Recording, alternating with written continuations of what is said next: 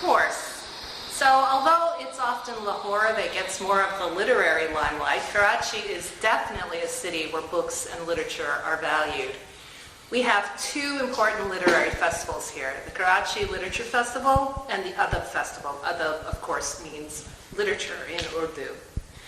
There are also some really famous old bookstores, like the recently restored Pioneer Bookstore in the old part of the city, and the Urdu Bazaar, which is devoted to Urdu books. And then there's a used book sale every Sunday at one of Karachi's most famous landmarks, Frere Hall, not very far from the Alliance Française where we are right now.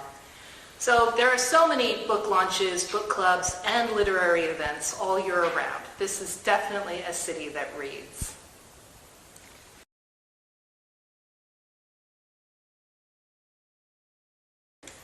I'm going to cheat a little bit. My favorite book set in Karachi is one that I wrote, The 786 Cyber Cafe.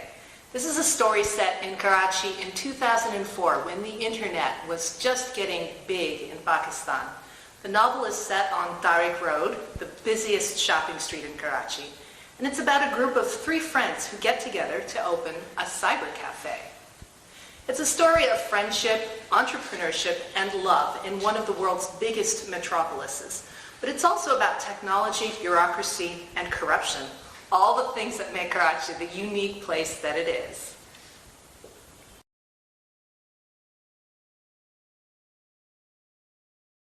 So a lot of my stories are inspired by life on the streets of Karachi. There's a back street that runs between the train station, just behind the train station, and it's full of activities. So there's a men's hair salon, but there's also a guy that just sets up a little canopy and cuts men's and boys' hair and gives them a shave before they get on the train.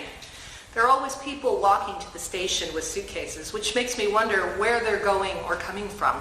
There's a milk shop, and just opposite there's a weird goat with giant long ears, so I always wonder whether they just go and milk her before they open the shop. And there are little children running to the shops with a little bit of money to buy the daily eggs or bread or sweets. I thought of so many short stories just by driving on the street and watching people live their lives.